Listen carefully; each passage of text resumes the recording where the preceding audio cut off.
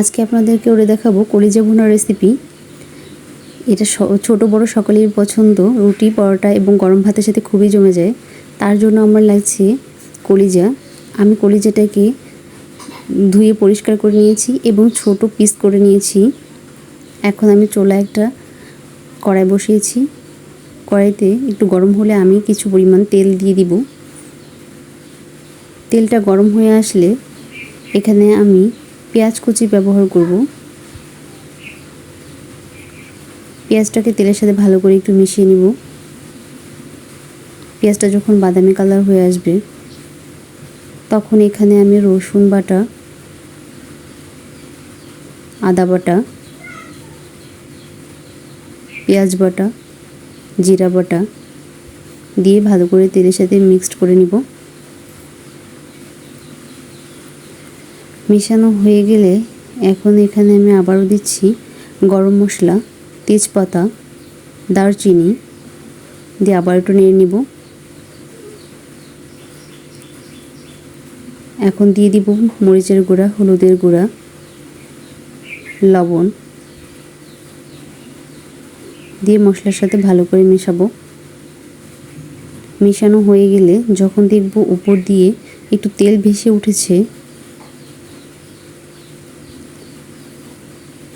দেখুন তেলটা ভেসে উঠেছে, এখন আমি এখানে সে আগে থেকে ধুয়ে রাখা কলিজাটা দিয়ে দিব। দিয়ে ভালো করে মিশিয়ে নিব, মশলার সাথে যাতে ভালোভাবে মিশিয়ে যায়। মিশানো হয়ে গেলে এখানে আমি কিছুটা পানি অ্যাড করব কলিজাটা সিদ্ধ হওয়ার জন্য।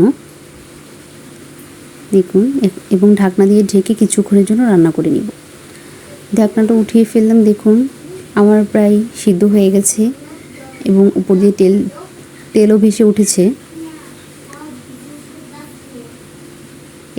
এখানে আমি আগে থেকে গরম করে রেখেছিলাম পানি, কুসুম গরম পানি, সেটা এখানে অ্যাড করে দিব।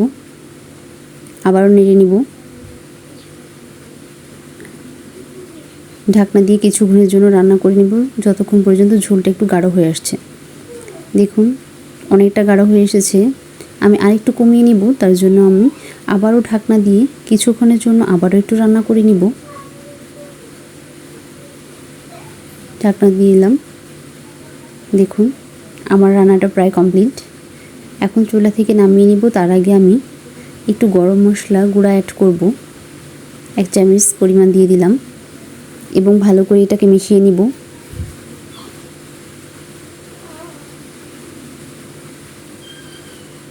এখন আমি চুলা থেকে এটাকে নামিয়ে নিব।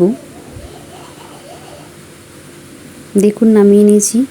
দেখতে কতটা লোভনীয় লাগছে এবং গরম ভাত, রুটি, পরোটার সাথে খুবই জমে যাবে। আপনার যদি ভালো লেগে থাকে বাসায় একবার হলেও ট্রাই করবেন এবং আমার পাশে লাইক, কমেন্ট, শেয়ার করবেন। আল্লাহ হাফেজ।